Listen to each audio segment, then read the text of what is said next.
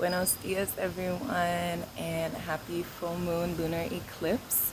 I felt called to give you all an energy report of the astrology and just some general uploads that I've been receiving from Spirit, from the Divine Mother, to share with you all to help navigate this magical yet potent and fiery eclipse season. Okay, so this morning, starting around 4:44 a.m. in Tulum time, this is where I am right now in Tulum, Mexico, this started the lunar eclipse in Sagittarius. However, eclipse seasons start a little bit before. Also with Mercury retrogrades and things like this, there's always a shadow period that starts a little bit before. So we've been feeling these energies for many days, like I'm sure most of you have been feeling this really intense chi building up that can come off like anxiety, but it's important to learn how to ground this energy, connecting with the earth. Our hearts are extensions of our hands, touching a tree, doing some movement practice. For me, this has been the best way to ground this energy is through movement, through rest, through meditation. And yeah, so I'll go a little bit deeper into the astrology. So this full moon lunar eclipse was in the sign of Sagittarius. Sagittarius is a very fire sign. It's the archer, and it's very much about, going after, having these like lofty high visions and dreams and plans and philosophies and adventure and travel. So this full moon lunar eclipse may have been feeling a little bit impulsive. I personally almost flew all the way home to the States, just on an emotional, impulsive whim. I'm really glad I listened to that energy and just observed it and decided actually to stay and to, kind of tune into like a deeper energy and think, hey, into Pachamama and think, hey, do I really need to expend all this energy right now? So that's the other thing. During full moon lunar eclipses, it's really important to rest. Even though full moons are a time of celebration and gratitude and receiving and blessings, this full moon lunar eclipse in particular is bringing up so much, and especially if you're a light worker, an empath, it's really important because being sensitive is a superpower. It's also really important to take that time to nurture that superpower, and then so that can feel a lot like rest. We will be getting lots of energy that's very upward and very inspiring, and then it's also important to rest afterward and to recharge those batteries, also so we can listen deeper as well. So the sun right now is in Gemini. So usually at full moons, it's the opposite of whatever the sun sign is at that time.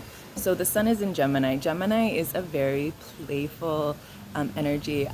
What stuck out the most to me about this season is it feels very much like letting yourself be that little boisterous, questioning, curious, playful, a little bit naughty and trickster child. So during this season, it goes up until about a little later than mid-June. It's important to just let yourself play, let yourself be free, let yourself be curious, let yourself be weird and think in different and new ways, and also to listen to others. Gemini is a lot about perspectives and communication, and the other thing is that we are in two retrograde periods right now, or about to start the second one, which is going to be Mercury retrograde in 2 days on Friday. Saturn just went into retrograde as well earlier this week. Saturn is a lot about boundaries. And this Saturn retrograde in particular is learning perhaps how to set our boundaries very firmly with others so that we can get the things that we need to get done, that we've been trying to get done for a long time. And so it's a lot about boundaries. For me, this looked like getting an Airbnb away from my daughter and my partner for a few days, and now I extended it for even a longer time. And of course, I'm going to see them and visit them, but I'm just taking some space for myself so I can get some things done. Retrogrades are a lot about reviewing all my list and these projects and these ideas. And Saturn retrograde is a lot about that, taking time, setting boundaries, and getting the stuff done that you've been trying to for a long time. The other planet that's going into retrograde in 2 days is Mercury retrograde. That's a big one that a lot of you, I'm sure, have heard about. So Mercury also, if you look at my Instagram, you can see I made a little photo on some tips for Mercury retrograde. But a lot of them is to, just let things go, to pray to Buddha. He's the god of Mercury, and to review, to reflect, to really, really slow down. If you are doing any big travels or signing any big contracts or things like this during this time, really make sure you review them, pray to Buddha, and if you can push it off until after Mercury retrograde, it might be best to do that. What else is going on right now? So yeah, Sun is in Gemini. We just had this full moon lunar eclipse in the sign of Sagittarius. And then coming up, we're gonna also have a solar eclipse. So a little bit about eclipses. Eclipses are for me, this one felt like a big ending.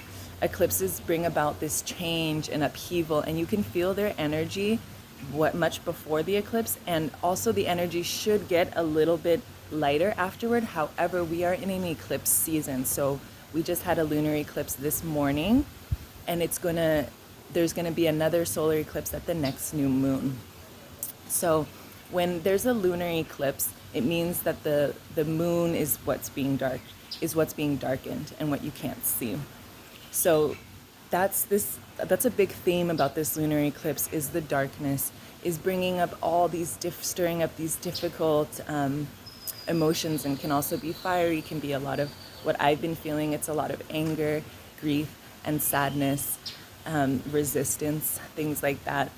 And to really look at it, it casts this shadow over the moon. The earth is casting a shadow over the moon, and we're seeing where we can be our own worst enemy, and to really feel that and also integrate that within ourselves, to know our shadow, to acknowledge our shadow, to listen to our shadow, and to ultimately transform it, but by first giving it a big old hug, and all of our fears and all of our anxieties and guilt and shame, and then politely asking them to go, because they are not going to help us on this journey to ascension, to making this a living Lumeria here on Earth. What else did I want to mention about this eclipse season? So I also wanted to just share some uploads with you that I've been getting. It's really important right now to practice pleasure. So for me, that has felt like breast massage and dancing and ritual showers and baths and these kind of things. It's really important right now to tap into pleasure.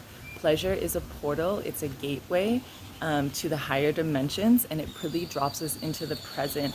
And it's a way of healing yourself beyond your fears and limitations. And it's a really just good way to feel sensual and juiced up and dropped in to your body and the present moment. So later, sometime in the near future, I'll be doing a Tantric Breast Massage Ritual video, and you can watch that. It's been a huge upload for me.